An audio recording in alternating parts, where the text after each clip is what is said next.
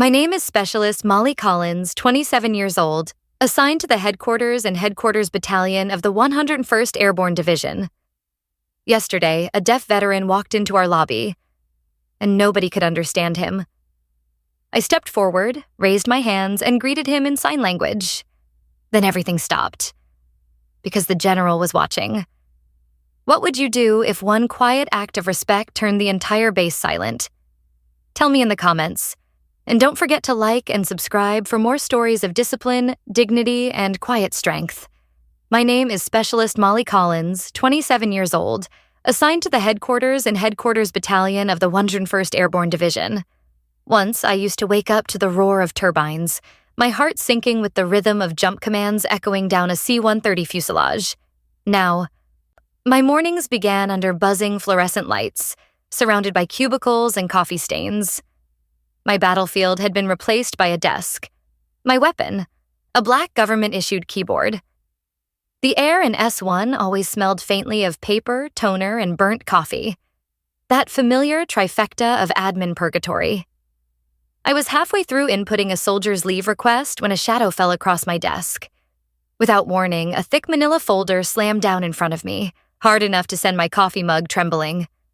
A few dark drops splattered onto a DA Form 31, spreading into the paper fibers like blood through cloth. "Collins," came the voice. Sharp, clipped, contempt barely concealed. It was Sergeant First Class Mercer, my immediate NCOIC, a square-jawed woman whose boots clicked like punctuation marks. She didn't yell. She didn't need to.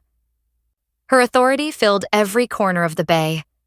"Stop staring into space," she snapped. "You're not at the drop zone anymore. You're here, behind that desk, because that's where broken things go." Her words cut clean and cold. The other soldiers around us pretended to stay busy. Fingers froze on keyboards. A few screensaver logins suddenly became fascinating. The sound of tapping keys resumed after a pause, but it was hollow, offbeat. Everyone had heard. No one would intervene. I wanted to look up to meet her eyes, but I'd learned long ago that defiance, even silent, could be read as insubordination. So I just nodded, kept my eyes fixed on the folder. "Yes, Sergeant." She lingered for a second longer, making sure her message landed, then turned sharply on her heel. Her boots carried her across the linoleum. Click, click, click, fading toward the hallway and the safety of her own office. The silence that followed was suffocating. The overhead lights buzzed louder than usual. I stared at the puddle of coffee spreading slowly toward my keyboard, thick and bitter, the smell sharp enough to sting. I reached for the roll of brown paper towels, the same kind every Army office stocked, and started blotting up the mess. My hand trembled slightly. That hand had once packed parachutes, the kind of work where a millimeter's error meant a funeral. That same hand had steadied a rifle through the kick of live fire, scribbled win calls across a notepad, clasped the wrists of teammates midair. Now it was dabbing spilled coffee off laminate. I could feel eyes flicking toward me, then away again. Specialist Miller, a friend from my airborne days, now pretending to scroll through per-stat data. The look on his face wasn't pity. It was fear. The kind that came from witnessing someone else's fall and realizing it could be yours too. When the desk was clean, I dropped the soggy towel into the trash, listening to it land with a dull thud. Somewhere across the room, a phone rang. An old beige Cisco model that probably predated half the soldiers here. The ringtone was shrill and clinical, slicing through the still air. I forced myself to take a breath, slow and deliberate. My ID badge swung against my chest. D-Bids Access, Level 2. A reminder that even behind a desk, you still belong to the system, still counted for something. I pulled the folder toward me. The label read, Retired Personnel Access Review. Just another audit. Another day spent verifying outdated paperwork. I cracked it open, pen ready, when I caught my reflection in the dark monitor. A faint outline beneath the overhead glare. There was no jumpmaster in that reflection, no screaming eagle. Just a quiet specialist in an admin chair, trying not to drown in routine. And yet, somewhere deep beneath the paper stacks and procedures, I still carried a habit the Army had no checkbox for: American Sign Language. It wasn't listed on my ERB. It wasn't part of my MOS. It didn't earn promotion points. It was just there. A skill no one asked for, no one valued. At least not yet. Above me, the CCTV dome camera blinked once, a red dot flashing faintly.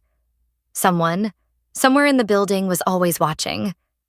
And though I didn't know it then, that quiet, unblinking eye had just captured the first spark of a story I would never forget. I needed air. Real air. Not the recycled kind that smelled of toner and regret. I logged my workstation, grabbed my CAC card, and stepped into the corridor. The fluorescent hum faded behind me, replaced by the low echo of bootsteps and muffled voices from the division headquarters lobby. The lobby was a space built to impress. Tall ceilings, polished marble floors, portraits of commanders stretching back to the days of Normandy. Every sound here carried. Even the quiet shuffle of my boots against the waxed floor felt too loud. I'd only meant to cross through, maybe grab a cup of burnt coffee from the kiosk, but then I saw him. He stood near the information desk. An elderly man, small-framed, shoulders stooped beneath a faded 101st Airborne cap. His hands were moving in sharp, deliberate gestures. Not random, not frantic. I recognized the pattern immediately: American Sign Language. But the young specialist behind the counter didn't. He just blinked, frowned, and spoke louder. "Sir, I don't understand. You need to tell me your sponsor's name." The old man shook his head, pointed to his ear, and signed again. The young soldier sighed, exasperated, and picked up a cheap black pen. "Here," he said, thrusting it toward him. "Write it down." But the veteran just stared at the pen, lost, trembling slightly, as if the world had decided to move on without him. A few passing officers glanced over, then turned away, their conversations never breaking stride. The lobby swallowed him, another invisible relic standing in the shadow of a history he helped build. I froze mid-step. My first instinct was to look away. This wasn't my duty station. I was on a 10-minute break. Interfering could be seen as overstepping.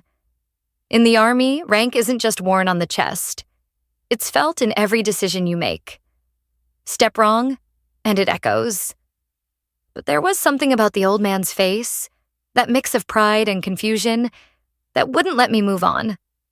I'd seen that same look before. On my brother, the first time I signed "I hear you." I took a slow breath and approached. "Excuse me, specialist," I said softly, stopping beside the counter. "Let me try." The soldier looked relieved, like I'd just volunteered for guard duty. "Be my guest," he muttered, already turning away toward a ringing phone. I turned toward the veteran, straightened my posture out of reflex, and brought my hands up into the open space between us. "Good morning, sir," I signed carefully. "My name is Collins. Can I help you?" His eyes widened, and for a moment the confusion melted away. His shoulders straightened, his expression lit up with quiet recognition. His hands moved in response, graceful, practiced, alive. "Thank you," he signed. "Everyone here, they don't see me." I felt my throat tighten. "Who are you here to see, sir?" He hesitated, then spelled a name I almost didn't process at first. The letters came slowly, with the deliberate pace of someone ensuring no mistake was made. MICHAELVANCE.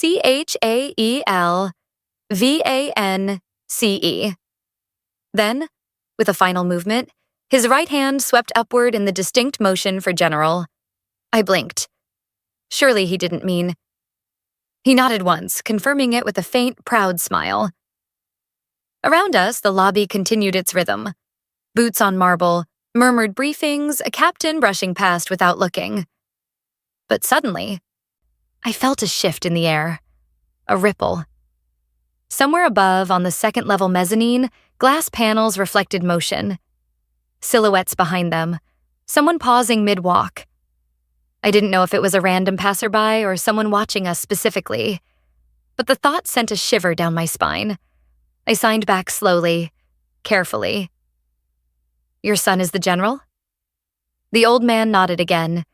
Then he patted his chest. "Robert Vance," he signed. "Proud father." The information desk soldier glanced over, frowning slightly, maybe realizing the gravity of what had just been said. But before he could step in, I gestured for him to stay. "Sir," I said gently, switching back to voice. "Let's see what we can do." He smiled faintly, his weathered hands clasped in front of him. For the first time that morning, he looked at peace. I reached for the desk phone, dialed the general's office extension, and waited. Each ring felt like a heartbeat. The receptionist picked up, crisp voice, professional tone, and informed me the general was in a classified briefing. No interruptions permitted. I hung up, turned back, and signed softly. "He's busy, sir. It may take a while." Robert nodded with understanding, though I could see the faint disappointment flicker in his eyes. I motioned toward the bench by the wall. "Please have a seat." He did, folding his hands neatly in his lap. I took a seat nearby, close enough to be present, far enough to give him dignity. The specialist at the counter went back to typing, muttering under his breath about paperwork. The officers kept passing, their reflections rippling across the polished floor. And somewhere above, beyond the glass of that mezzanine, someone was still standing very, very still, watching. For a few long moments, the only sound in the lobby was the distant hum of an air vent and the faint squeak of boots across marble. The old man sat quietly on the bench beside the directory sign, his 101st Airborne cap tilted forward, hands folded over a worn leather wallet. Every few seconds, his gaze drifted toward the hallway that led deeper into headquarters, as if willing his son to appear. I kept watch beside him, fingers absently tracing the ridges on my CAC card. Part of me knew I was already pushing the limits. I had stepped away from my assigned post without clearance, left unfinished folders on my desk, ignored a chain of command that had no patience for deviation. But looking at him, at Robert Vance, who once carried the Screaming Eagle patch into real battle, I couldn't bring myself to walk away. He deserved better than blank stares and impatient shrugs. Still, the Army runs on protocol, not pity. If I wanted to help him properly, I had to do it by the book. I approached the info desk again, keeping my voice low. "Specialist, can you get me the number for protocol office or the CG's executive staff?" He looked uncertain. "Ma'am, they don't usually take calls from us directly. Everything goes through the admin line." "Then get me that line," I said. "Please." He hesitated, but a look at my name tape and tone convinced him. He passed me the receiver. I punched in the digits. After 2 rings, a polite voice answered. A staff duty clerk from protocol.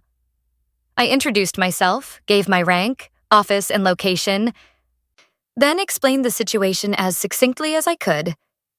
"Sir, I have a retired veteran, hearing impaired, requesting contact with General Vance. He's currently in the HQ lobby." The line went quiet for a moment. I could hear shuffling papers, the soft tick of a keyboard. Then, "Ma'am, the general is in a closed briefing. His staff is aware of the visitor, but he won't be available for at least 2 hours. We'll send someone down to assist. In the meantime, please ensure the guest remains comfortable." "Roger that," I said softly. "Appreciate your help." I hung up and turned to Robert. His eyes lifted expectantly. I signed slowly. "He's in a meeting, sir. It will take time." He nodded once. Then he gave me a small, understanding smile, the kind that said he'd waited longer for far worse things in life. I gestured toward the coffee kiosk. "Would you like something to drink?" He shook his head, motioning instead to his watch. His fingers moved again, a soft question in the air. "You should go. You're working." I hesitated. He wasn't wrong. Every second I lingered here, the clock ticked closer to a counseling statement. But leaving him alone, deaf, waiting, half ignored by everyone walking past, Felt wrong in a way I couldn't rationalize. Then, as if summoned by guilt, my phone vibrated. Once, twice, 3 times in quick succession. I glanced down. The screen flashed a name that made my stomach tighten. SFC Mercer, 3 messages in a row. Where are you? You're out of your lane. Get back here now. A bead of sweat rolled down my neck despite the cool air. I looked up, across the lobby, through the glass, and saw my reflection in the display case. Behind me, Robert sat silent, calm, patient. The rational voice in my head, the one trained by years of chain of command, whispered, "Get up. Go back. You've done enough." But another voice, quieter yet heavier, pressed back. "If you walk now, you'll prove them right. That empathy is weakness." I straightened, walked to the front desk again. "Log this," I said quietly. Retired veteran Robert Vance awaiting escort from protocol. Time of arrival. I checked my watch. 10:48 hours. The young specialist blinked. Yes, ma'am." "Include my name," I added. "If Sergeant Mercer asks, tell her I remained within headquarters and documented everything." It wasn't defiance. It was defense. A paper trail, the one armor an admin soldier could wear. When I returned to the bench, Robert looked up, reading the tension in my shoulders. His hand moved once more, slow, deliberate. "Thank you." I signed back. "You don't have to thank me, sir." But he shook his head, smiled faintly, then pointed upward, toward the mezzanine above. I followed his gesture. Through the tinted glass of the upper floor, a faint silhouette stood motionless, arms crossed, watching. At first, I thought it was just another officer, but something about the stillness, the posture, made my breath hitch. Someone was indeed watching. And in this building, watching often came before acting. The air in the lobby had shifted. I could feel it. A tension just beneath the surface, like static before a storm. Robert sat quietly, his weathered hands resting on his knees, eyes following the blur of uniforms passing through the glass doors. Every soldier who entered walked past him without a word. Not out of malice, but habit. A kind of institutional blindness that comes from always looking forward, never sideways. I stayed near, keeping half an eye on the mezzanine above. The silhouette that had lingered behind the tinted glass was gone now, but the feeling of being watched hadn't faded. Somewhere, someone had noticed. Then came the sharp echo of boots. SFC Mercer. Her voice hit before she rounded the corner. "Collins!" It cracked through the marble lobby like a whip. Heads turned. Conversations died. I stood up instinctively, back straight, hands to my sides. The coffee kiosk attendant froze mid-pour. She marched across the floor, jaw tight, eyes narrowed, clipboard tucked under her arm like a weapon. "What in the holy hell are you doing here?" she hissed when she got close enough. "You think you can just walk off your post and play hero?" "Sergeant, Don't. Speak." The words came low, sharp. "You're supposed to be at your desk, not babysitting strays." I felt my throat tighten. "He's not a stray, Sergeant, he's—" She cut me off with a glare so cold it could have frozen air. "This building is for active duty personnel only. Visitors go through protocol, not S1 clerks with sympathy complexes. Now move." Behind me, Robert had stood up, startled by the tone, though he couldn't catch the words. I turned slightly toward him, hands coming up automatically. I signed. "It's okay, sir. I'll handle it." The motion seemed to irritate her further. "Oh, great," she muttered. "Now we're miming. You really think this is your job?" Something in me finally gave. I took a breath, steadying my voice. "With respect, Sergeant." He was being ignored. "You just what? Thought you'd show off your little hobby?" Her words came laced with venom. "You've been behind that desk too long, Collins. You forget what your real duty is. You follow orders, not pity." Her voice had risen now, enough that soldiers near the entrance began to slow their pace, watching from the periphery. The young specialist at the front desk looked frozen, unsure whether to intervene or vanish. Robert stood silently beside us, his eyes darting between faces he couldn't read. He caught my discomfort, but not the words. His hand twitched, like he wanted to sign something but didn't know if he should. I swallowed hard. My pulse hammered in my ears. I wanted to stay professional, to de-escalate, but there's a point where silence feels like surrender.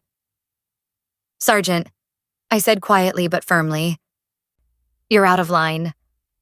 Her eyes flared. "Excuse me?" "He's a veteran," I said, louder this time. "He served under the Screaming Eagle long before any of us. He deserves respect, not dismissal." A hush rippled through the room. My voice, though calm, carried across the marble. A corporal near the doors looked away. An admin captain paused mid-step. Mercer's face darkened to crimson. "You want to lecture me on respect, specialist?" Before I could answer, another voice broke in, low, controlled, and unmistakably commanding. "That's enough, Sergeant." The entire lobby froze.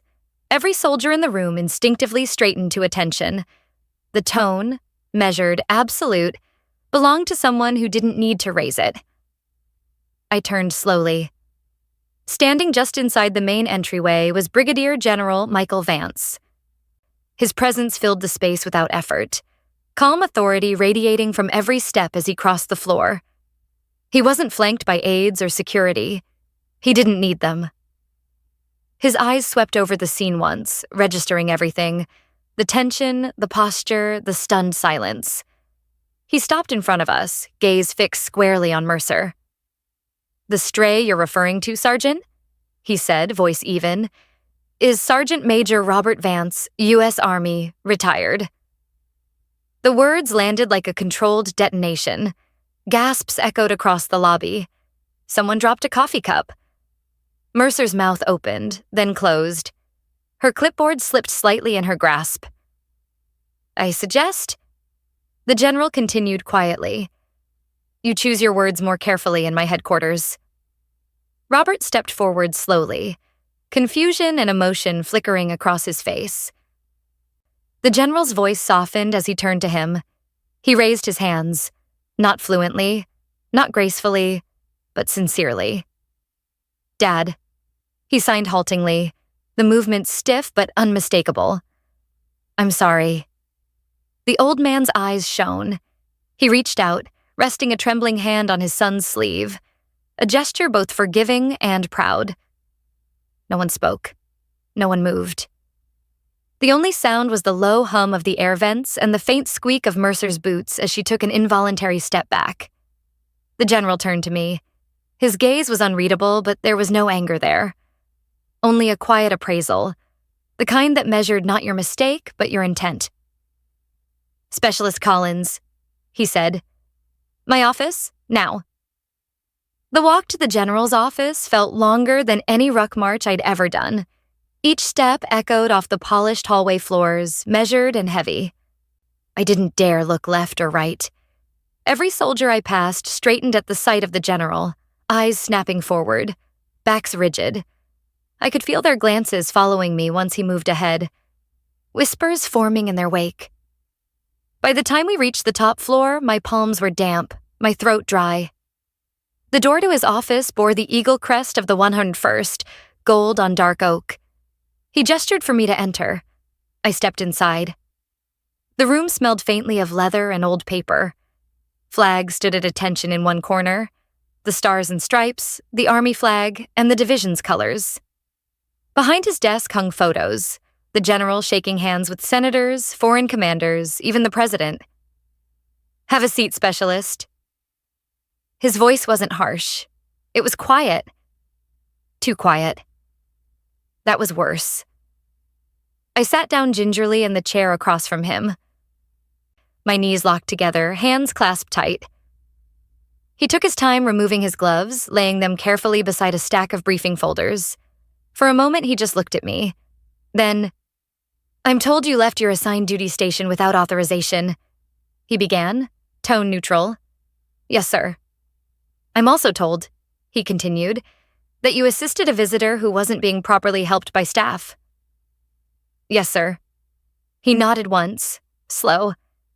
And that visitor, he said, was my father. The weight of that truth hung between us. I could hear the faint tick of a wall clock. I didn't know, sir, I said quietly. He didn't say at first. No, the general said, almost to himself. He wouldn't have. He moved to the window, hands clasped behind his back, looking out over the sprawl of Fort Campbell. The base stretched wide and orderly. Motor pools, PT fields, barracks rows in precise formation. You handled yourself well in that lobby, specialist. Better than some of my senior NCOs. I blinked. Sir? He turned back toward me, expression unreadable. You disobeyed an order. You broke from your lane. By most accounts, I should be reading you your counseling statement right now. Yes, sir. But, he said slowly, you did it for the right reason, and you documented it. His tone softened slightly. That's rare. Discipline isn't just following orders. It's knowing when to act with judgment, and when silence becomes complicity. I didn't know what to say. My training had never prepared me for praise wrapped in reprimand. He walked behind his desk, resting both palms on the polished wood. You're fluent in American Sign Language, correct? I nodded. Yes, sir. My younger brother's deaf. I've been signing most of my life. The faintest trace of a smile touched the corner of his mouth. So you didn't just happen to know it? No, sir. He studied me for another beat, then sat down. You saw something that needed doing. You did it, without fanfare, without making a scene. You showed respect when others failed to. He pulled a form from a folder, a DA 4856 counseling form, and uncapped his pen. Sergeant Mercer will receive corrective counseling for unprofessional conduct and dereliction of courtesy, he said evenly. I'll also be speaking to the battalion sergeant major. What happened in that lobby shouldn't have been possible. He began writing, his pen moving with deliberate precision. But understand this, specialist. I'm not excusing your choice. You did step out of your lane. That comes with accountability. Yes, sir, I said, straightening. I accept that. He signed his name, then slid the paper across to me. I scanned the block text. No punitive remarks. Just a formal note. Exercised initiative and judgment in the absence of clear directive. Counseling issued for situational awareness and procedural adherence. Below that, a second line caught my eye. Recommended for inclusion in administrative improvement tasking. SOP update. My brow furrowed. Sir? He leaned back, folding his hands. You saw a gap in our system. We need to fix it. I want you to work with Protocol Office and ACS EFMP to draft a short SOP addendum for handling visitors with accessibility needs. Basic ASL phrases, proper routing, contact numbers. 1 page. Clear and simple. My voice caught. Sir, you want me to write? I want you to help prevent the next soldier from making the same mistake. For a moment, I couldn't speak. It wasn't a medal or promotion, but it was something better. Trust. Understood, sir, I said finally. He nodded once, then added quietly, and specialist. My father, he told me you made him feel heard. That's not something you find in a manual. Don't lose that. When I stood to leave, my heart was pounding again, but not from fear this time. As I turned to go, his voice stopped me one last time. Collins? Sir? He gestured to the counseling form still in my hand. Keep a copy of that. You'll want it someday. I nodded, tucking it carefully into my folder. Outside, the hallway lights seemed a little less harsh than before.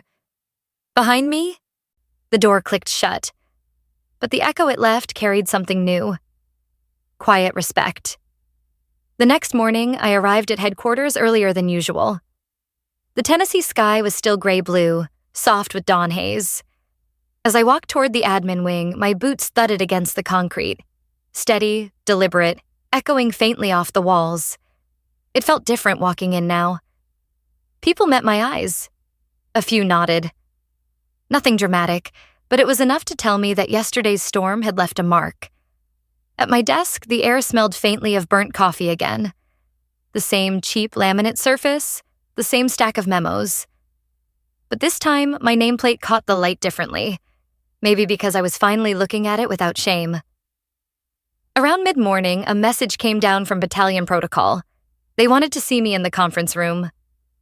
My stomach tightened, but when I stepped in, the mood wasn't tense. 2 captains were seated at the table, a sergeant from public affairs beside them. "Specialist Collins?" one of the captains said, gesturing to a chair. "General Vance briefed us this morning. We're reviewing visitor accessibility procedures. He mentioned your initiative." I sat down carefully. "Yes, sir." He slid a printed sheet across the table. "We're drafting a 1-page guide for front desk personnel. Clear chain of assistance, basic sign greetings, emergency contact lines, and routing flowchart. The general wants it rolled out post-wide next week. He asked that you review this draft before it's finalized." My eyes scanned the sheet. Bold text, simple boxes. Under a new section header, Basic Sign Language Acknowledgement, optional, were 3 illustrated gestures. "Hello, thank you. Wait." I traced my finger over the inked outlines. "Sir, this is good. It's clear. But if we want soldiers to actually use it, we should make the instructions shorter. Maybe just 2 words. Meet with respect." The captain exchanged a look with the public affairs sergeant. "That's a strong line," he said. "Let's keep it." It wasn't a medal ceremony. It wasn't a promotion board. But in that quiet conference room, across a cheap government table, something was changing. Not just for me, but for every soldier who'd stand behind that front desk again. Over the next few days, I was assigned as liaison between the Protocol Office and ACS, Army Community Services. We reviewed a few outdated pamphlets, added a short accessibility line to the new in-processing checklist, and even built a QR code link to a short ASL training video. It wasn't glamorous work. Most soldiers walked past us with armloads of gear, eyes forward, thinking about their next PT test or range day. But I knew that somewhere down the line, a tired veteran, a military spouse, or a deaf child would walk into this building. And this time, someone would know how to greet them. That knowledge was its own quiet reward. A week later, I found myself back at the Division Memorial Park. The same path, same black granite walls, same still air. But the heaviness in my chest was gone. I noticed something I hadn't before. A small bronze plaque near the entrance. It read, "We honor not only those who fell, but those who still stand unseen." I stood there for a long moment, reading it over and over, letting it settle in. Unseen didn't have to mean unvalued. Behind me, footsteps approached. I turned. It was Sergeant Mercer. She looked uneasy, shoulders stiff. "Specialist," she said quietly. Word came down from the general's office. "I've been reassigned to visitor operations training. I'll be overseeing that new accessibility SOP." I nodded slowly. "That's good to hear, Sergeant." She hesitated. "I wanted to say something."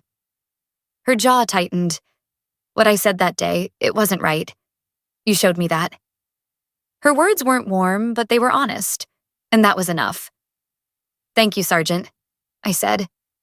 She gave a single nod before walking off toward the headquarters steps. I stayed by the memorial a little longer, the Tennessee wind rustling faintly through the flags overhead. The same sky, the same ground. But a different rhythm now, a small change rippling outward. As I turned to leave, I glanced once more at that plaque. The sunlight had shifted, making the bronze letters gleam softly. Unseen but not forgotten. That line used to sting. Now it felt like a promise. I walked away from the memorial, boots crunching lightly on the gravel path. This time, every step carried a quiet certainty. Not of glory, but of purpose. It's strange how silence can change its meaning. When I first sat behind that desk, silence was a weapon. It was the sound of contempt, of judgment, of people deciding I didn't matter. But now, walking through headquarters as soldiers nodded in quiet acknowledgement. Silence had become something else. It was respect. It was space being made for someone who'd once been overlooked. I never planned for any of this. I never set out to make policy or change procedures. All I wanted was to do one thing right, to make sure one man didn't walk away feeling unseen. That small act became the hinge everything turned on. A few days after the new SOP rolled out, a younger soldier stopped me outside the admin building. She looked nervous, clutching a clipboard.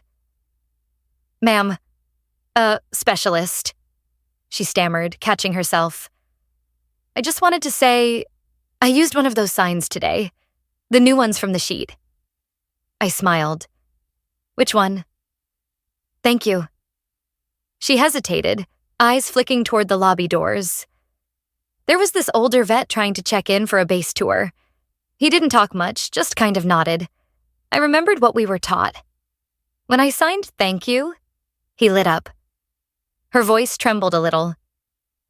"I didn't think it would mean that much." "It always does," I said softly. She nodded, her expression shifting. That subtle mix of realization and pride that comes when a soldier finally understands why respect isn't just a word in a handbook. It's an act. As she walked off, I stood watching her go, a quiet warmth settling in my chest. Maybe that's how change really happens. Not in one sweeping order, but in a ripple of small moments, passed from one soldier to the next. Later that afternoon, as I was filing reports, I got a short note slipped under my keyboard. No signature. Just a folded page from an old yellow notepad. Inside, in shaky handwriting, were 6 words. "I heard you. Thank you. RV." I didn't need to ask who it was from. That paper stayed in my top drawer, tucked beside my old counseling form, a reminder of how close I came to giving up, and how far a single act of courage could travel. In this uniform, people talk a lot about strength. How to show it, how to prove it, how to wear it like armor. But the truth is, sometimes strength doesn't roar. Sometimes it signs. Sometimes it simply listens.